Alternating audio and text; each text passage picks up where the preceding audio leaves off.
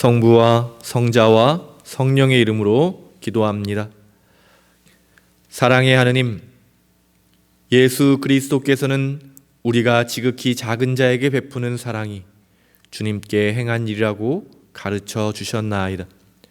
비오니 주님께서 자신을 낮추시어 이 세상에 오신 것처럼 우리도 이웃을 섬기며 살게 하소서. 성부와 성령과 함께 한 분 하나님이신 우리 주 예수 그리스도의 이름으로 기도하나이다. 아멘. 오늘 함께 읽을 성경 말씀은 스가랴서 13장 1절에서 9절까지의 말씀입니다. 그날이 오면 샘이 터져 다윗 가문과 이스라엘 성민들의 죄와 때를 씻어주리라. 그 날이 오면 만군의 야훼가 말한다.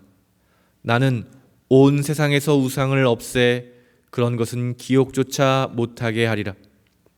또 이 세상에서 더러운 영을 받는 예언자들을 쓸어버리리라. 그래도 누가 예언을 하면 그의 친부모가 주의 이름을 팔아 거짓말하는 녀석은 죽어야 한다고 하며 현장에서 그를 찔러 죽이리라. 그 날이 오면 예언자들은 환상을 보고 예언하는 것을 부끄럽게 여겨 속임수로 입던 털옷을 걸치지 못하고 내가 어디 예언자입니까?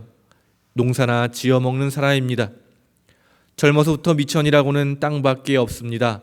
하고 변명하게 될 것이다. 누가 내 가슴의 상처는 웬 것이냐고 물으면 사랑하는 사람의 집에서 받은 상처라고 대답하리라. 가라, 일어나 나의 일을 돕는다고 하는 목자를 쳐라. 만군의 야훼가 하는 말이다.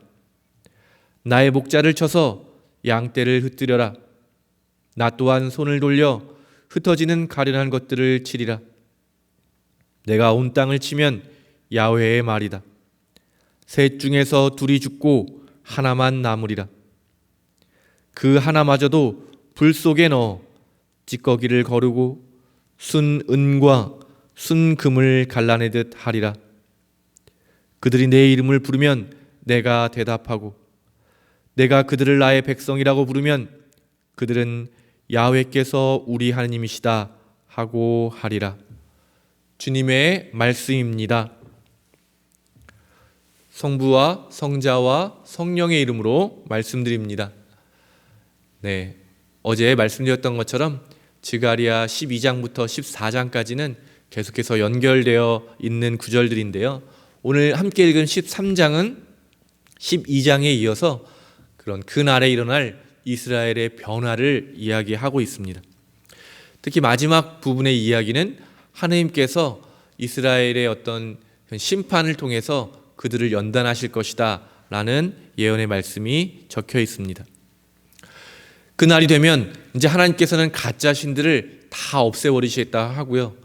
그와 동시에 가짜 예언자들, 거짓 예언자들도 이제는 거짓 예언을 더 이상 하지 못하게 될 것이다 라고 오늘 성서가 이야기하고 있습니다. 너무나도 많은 정보 속에서 거짓 정보들이 많이 섞여 있어서 무엇이 진실인지 진리인지 알지 못하고 있는 이 오늘의 삶 속에서 이 말씀이 제 마음에 참 많이 와닿았습니다. 거짓이 사라지고 자신의 이익을 위해서 더 이상 거짓을 말하는 사람이 없어지는 사회, 바로 하나님께서 통치하시는 그런 세상입니다. 그날이 속히 와서 우리의 삶이 진리로 가득하게 되기를 간절히 바랍니다. 3절을 보면 조금 극단적인 표현이 나와 있는데요. 찔러 죽인다라고 표현되어 있습니다. 이것을 그냥 문자 그대로 정말로 사람이 사람을 찔러 죽인다라고 이해하기보다는 좀 더 강력한 표현으로 우리가 이해하는 것이 좋겠습니다. 거짓 예언자가 거짓 예언을 할 때 이제는 가장 가까운 사람들이 그 거짓 예언을 알아차리고 그것을 가로막는 그 사회가 될 것이라는 하나님의 강력한 말씀입니다. 거짓 예언자들의 이런 몰락을 보면서 이렇게 떠오르는 장면은요, 사실은 하나님께서 보내신 진짜 참 예언자들이 백성들에게 받았던 그런 일들입니다. 하나님의 말씀을 받아 전한 예언자들은요, 대부분 백성들에게 환영받지 못하고 배척을 받았습니다.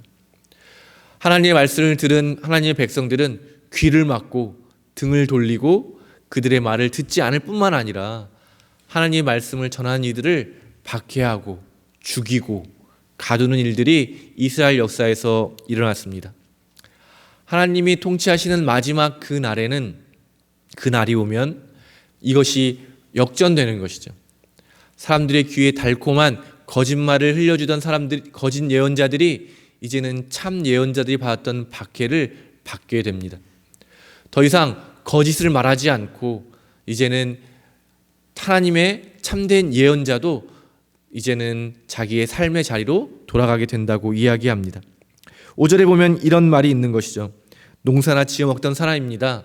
실제로 아모스라고 하는 예언자는 농부였는데 거짓 예언자들만 가득한 시대 속에서 하나님의 말씀을 받아서 자기의 고향을 떠나 북이스라엘에 가서 활동했던 사람입니다.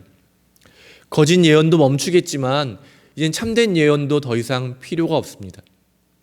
왜냐하면 이제는 모든 사람들이 하나님의 뜻을 알고 하나님의 뜻을 실천하기 때문에 이제 하나님의 말씀을 누군가가 대신하여 전달해 줄 필요가 없는 때가 바로 그 날입니다. 6절에 보면 내 가슴의 상처는 무엇이냐 이런 표현이 있는데요.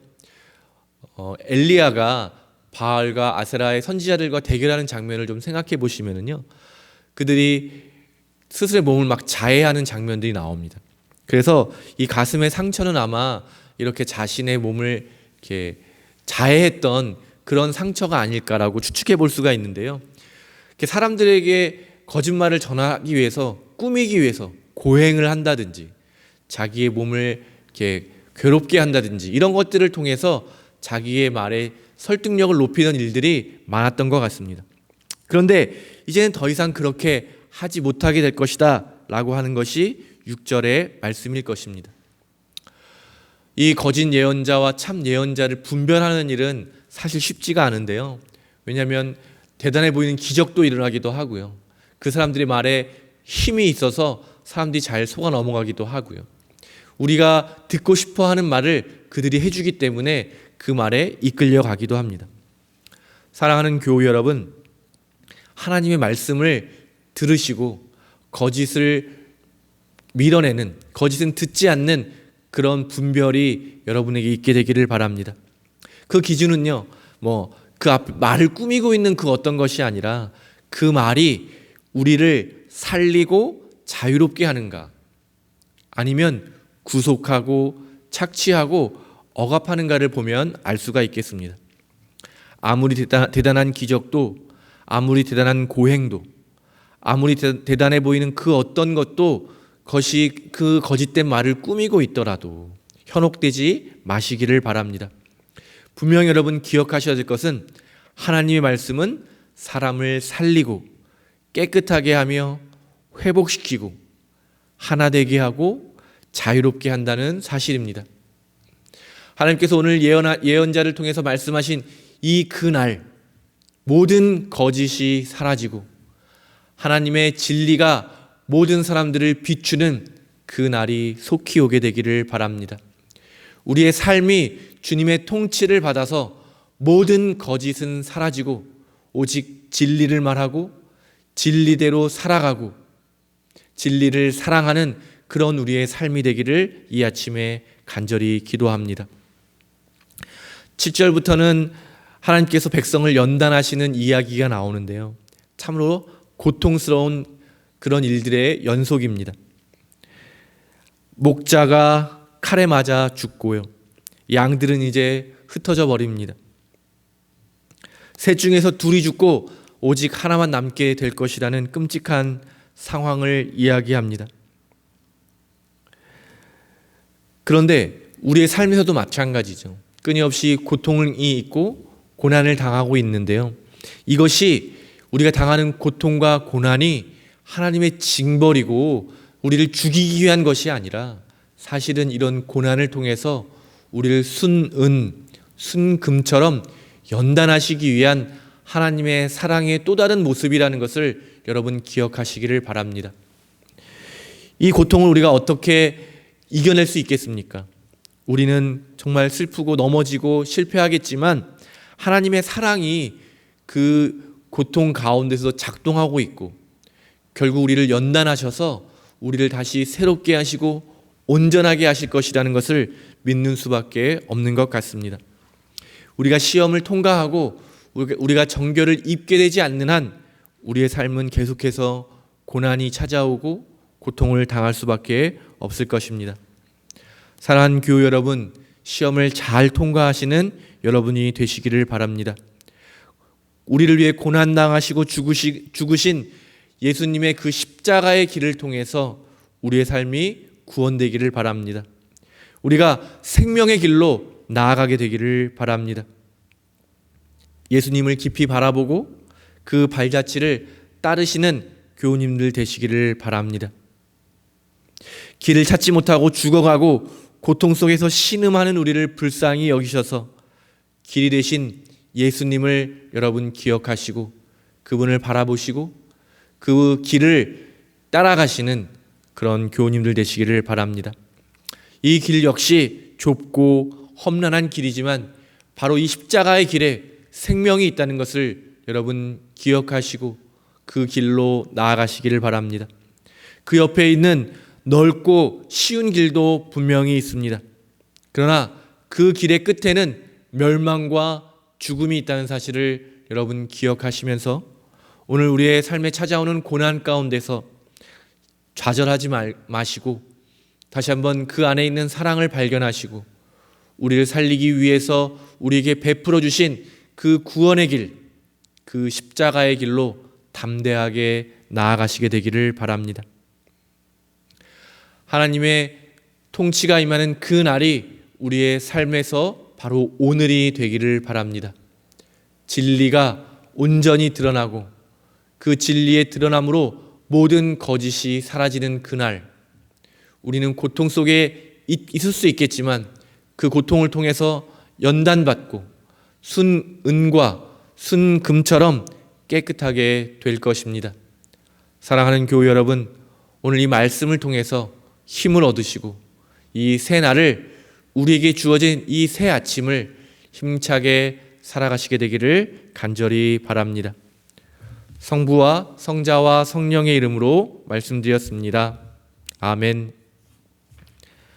오늘은 모든 한국의 순교자들을 위해 들의 축일입니다. 이 시간 한국의 모든 순교자들을 기억하며 한 마음으로 기도합시다. 전능하신 하나님, 주님께서는 한국의 순교자들이 모든 위협과 고통 앞에서도 담대히 신앙을 고백하며 순교할 수 있는 은총과 힘을 주셨나이다. 비오니 이제 감사하는 마음으로 그들을 추모하는 우리가 이 세상에서 주님을 열심히 증언하여 그들과 함께 영원한 생명의 면류관을 얻게 하소서. 우리 주 예수 그리스도의 이름으로 기도하나이다. 아멘. 우리 주 예수 그리스도의 은총과 하느님의 사랑과 성령께서 이루어지는 친교가 우리와 항상 함께 하소서. 아멘.